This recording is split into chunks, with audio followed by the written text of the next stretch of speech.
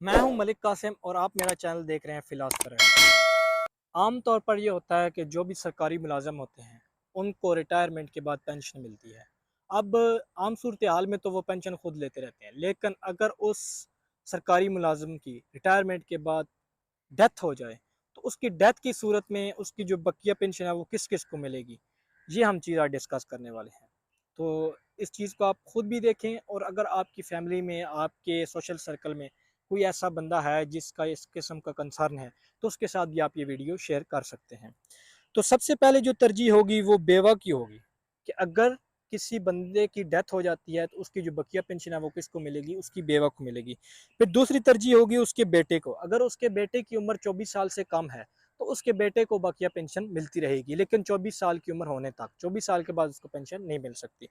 फिर शादीशुदा बेटियां या बेवा बेटियां, तलाक याफ्ता बेटियां, गैर शादीशुदा बेटियां, बेटे के अलावा अगर उसकी कोई गैर शादीशुदा बेटियां हैं तो उसको मिलेगी। अगर गैर शादीशुदा बेटियां नहीं है, अगर कोई बेवा बेटी है तो उसको मिल जाएगी, या फिर उसकी कोई तलाक याफ्ता बेटी है तो उसको भी मिल सकती है पेंशन। फिर तीसरी तरजीह है बेवा बहू को, अगर उसकी कोई बड़ी बहू है और वो बेवा है और उस बंदे की डेथ हो जाती है तो उसकी पेंशन, फिर बकिया पेंशन किसको मिलेगी, उसकी बड़ी बेवा बहू को मिलती रहेगी। फिर चौथी तरजीह मिलेगी बड़े यतीम पोते को, अगर कोई इसका यतीम पोता है, अगर पिछली तीन तरह की तरजीहात पूरी नहीं होती तो उसका जो चौथी तरजीह होगी वो ये होगी कि अगर उसका कोई पोता है जिसकी उम्र 24 साल से कम है तो उसको पेंशन बकाया मिलेगी। फिर पांचवी तरजीह होगी बड़ी यतीम पोती को, अगर उसकी यतीम बड़ी पोती है, पोता नहीं है, यानी कि पिछली चारों तरजीहात पूरी नहीं होती, तो फिर उसकी पेंशन किसको मिलेगी, बड़ी पोती को मिलेगी, और वो भी गैर शादीशुदा होनी चाहिए या फिर तलाक याफ्ता होनी चाहिए, शादीशुदा पोती को नहीं मिल सकती। अगर ये पिछली सारी पांच तरजीहात मुकम्मल नहीं होती, यानी कि ये सारे लोग मौजूद नहीं हैं, तो फिर छठी तरजीह है वो बड़ी बेवा पोती को मिल जाएगी, कि अगर बड़ी बेवा पोती है तो फिर उसको बाकी पेंशन मिल सकती है।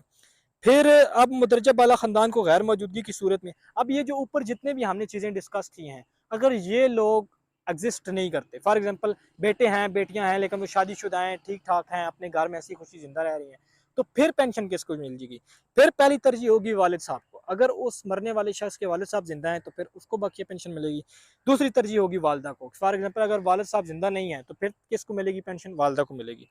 फिर तीसरी तरजीह होगी बड़ा भाई, अगर वालदा भी नहीं है, वालिद भी नहीं है, तो उसका बड़ा भाई है, ठीक है, उसको पेंशन मिलना शुरू हो जाएगी, लेकिन उसकी उम्र 24 साल से कम होनी चाहिए। अब इसके अंदर आप देखेंगे कि ये कैसे हो सकता है। फॉर एग्जांपल अगर कोई बंदा फॉर एग्जांपल नया नया किसी महकमे में गया है और वहाँ पे किसी वजह से उसकी डेथ हो जाती है, या आर्मी या पुलिस वगैरह में शहादत हो जाती है, तो अब उसको पेंशन तो मिलनी है, तो उसकी जो पेंशन है इस सूरत में किसको मिल सकती है, उसके बड़े भाई को मिल सकती है, लेकिन 24 साल की उम्र तक। फिर तीसरी तरजीह, फिर चौथी तरजीह होगी बड़ी गैर शादीशुदा बहन तक, यानी कि अगर बड़ी है या उससे छोटी है या उससे छोटी है लेकिन गैर शादीशुदा है, उनमें से कोई भी ऐसी एक अगर बहन इस पैमाने पर उतरती है तो फिर पेंशन उसको मिलना स्टार्ट हो जाएगी। फिर पांचवी तरजीह है बड़ी बेवा बहन रहेगी। तो ये एक पूरा कंसेप्ट है, होप सो कि आपको समझ आ गया हो। अगर ना आया हो तो आप एक दफा वीडियो को फिर देख लें, थोड़ा आराम आराम से इसको देख लें, ताकि हम इन चीज़ों को क्लियरली अंडरस्टैंड कर सकें। और अगर वीडियो पसंद आई हो तो लाइक ज़रूर करें।